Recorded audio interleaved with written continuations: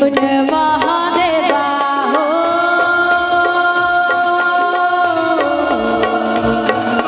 मेरे भोले बाबा, सुन महादेवा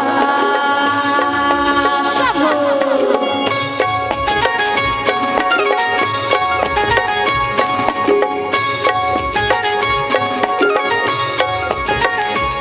मेरे भोले से भोले बाबा, मेरे भोले से भोले बाबा, मेरे भोले से भोले बाबा, भोले बाबा, मेरे भोले से भोले बाबा, मेरे भोले से भोले बाबा, मेरे भोले से भोले बाबा, भोले बाबा, मेरे भोले से भोले बाबा।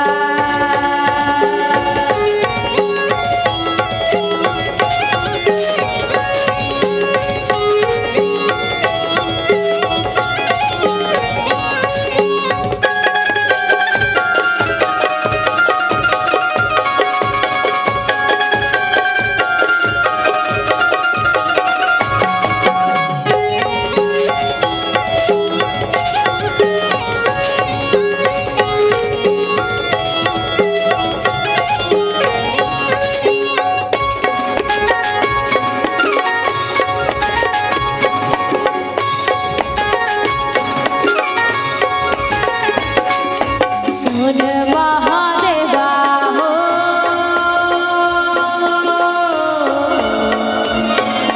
जटा गंगाधारी, सुन महादेवा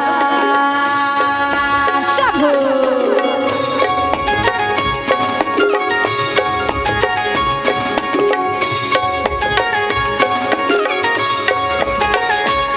तूने काहे का जोगे लेला, तूने काहे का जोगे लेला, तूने काहे का धुनी रमाना रे भोले बाबा, मेरे भोले से भोले बाबा, मेरे भोले से भोले बाबा, मेरे भोले से भोले बाबा, भोले बाबा, मेरे भोले से भोले बाबा।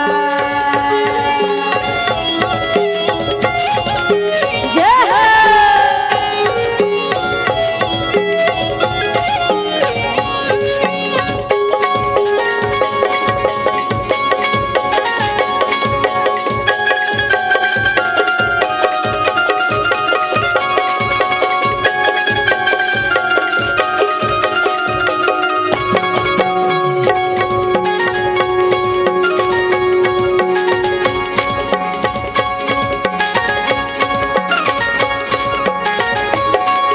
सुन महादेवा हो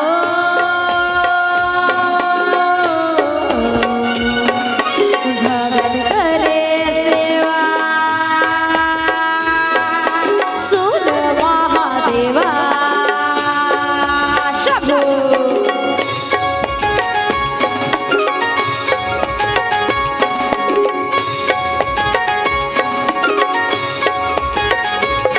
तेरी लीला है अजब निराली, तेरी लीला है अजब निराली।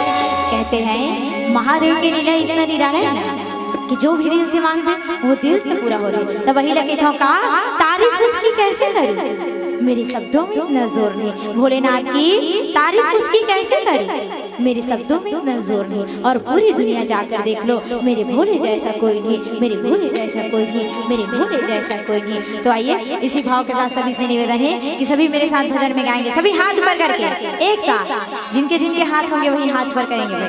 मैं पहले बोले जिगर मन के हाथ हो ना वही मन हाथ ऊपर करूँ भैया, मन सभी निवेदन है नहीं।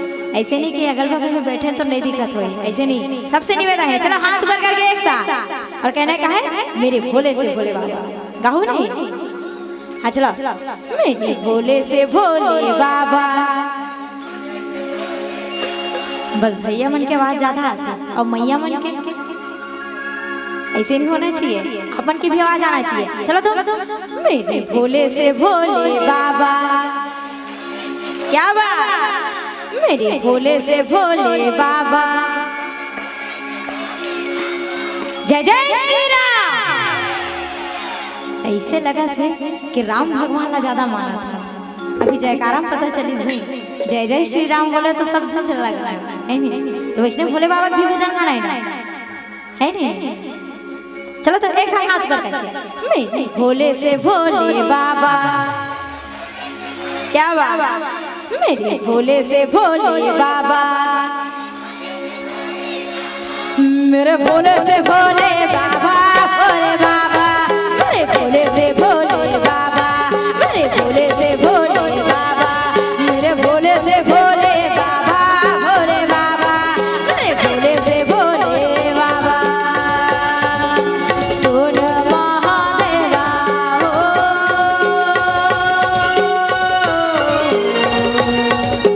मेरे भोले बाबा, सुन महादेवा, सुन महादेवा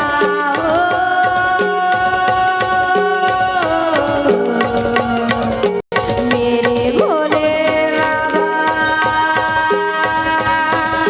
सुन महादेवा। बोले भोलेनाथ भगवान की जय हो। जय जय श्री राम। जय जय श्री राम।